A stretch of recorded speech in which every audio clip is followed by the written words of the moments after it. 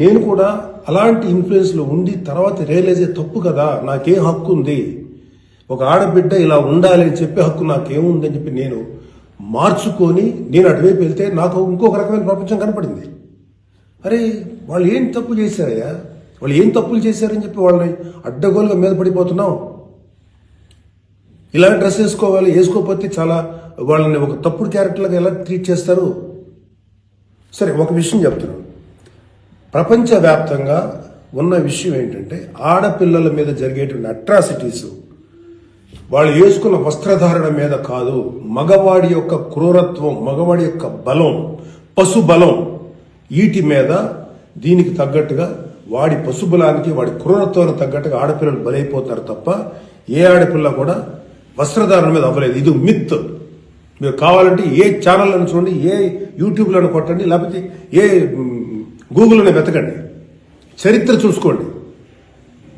ప్రతివాడు స్టేజ్ ఎక్కేసి ఆడపిల్ల ఇలా ఉండాలి అలా ఉండాలి, మీరు ఎవరు చెప్పడానికి ఆడపిల్ల ఇలా ఉండాలని? బతకనేయండి. ఏ మగవాడితో సమానంగా బతికే హక్కు లేదా ఆడపిల్లలకి? ఏ వాళ్ళకి నచ్చిన డ్రెస్ వేసుకునే హక్కు లేదా? సెక్యూరిటీ అనేది ప్రతి ఒక్కరి హక్కు, ప్రతి ఒక్కరి ఇవ్వదు, ఆడ కానీ మగ కానీ. అయితే ఎస్పెషల్లీ ఆడపిల్లలు రక్షించాల్సినటువంటి వ్యవస్థలు, ఆడపిల్లలు రక్షించాల్సినటువంటి పరిస్థితులు లేవు.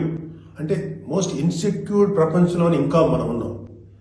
నా యొక్క కన్సర్న్ ఏంటంటే మీరు ఎలాగైనా ఉండండమ్మా, ఎంత స్వేచ్ఛగానే ఉండండి, ఎలాంటి వస్త్రధారణను చేసుకోండి, కానీ మీరు అది సెలబ్రిటీ అవనండి, సినిమా యాక్ట్రెస్ అవనండి, పాలిటిక్స్లో ఉన్నటువంటి ఫిమేల్ అవనండి, చిన్నపిల్లలు అవనండి, పెద్దవాళ్ళు అవనండి, మీరు బయటికి వెళ్ళేటప్పుడు, మీరు వెళ్లాల్సినప్పుడు ప్రాపర్ రక్షణ వ్యవస్థను ఏర్పాటు చేసుకోండి. వ్యక్తిగతంగా మిమ్మల్ని మీరు రక్షించుకునేటువంటి వ్యవస్థను ఏర్పాటు చేసుకోండి. మీరు అవసరమైతే ఒక ఆత్మరక్షణ సంబంధించినటువంటి విద్యలను నేర్చుకోండి, లేదా ప్రాపర్ ప్రొటెక్షన్ అంటే ఒక సెక్యూరిటీ పెట్టుకుని ముందుకెళ్ళండి.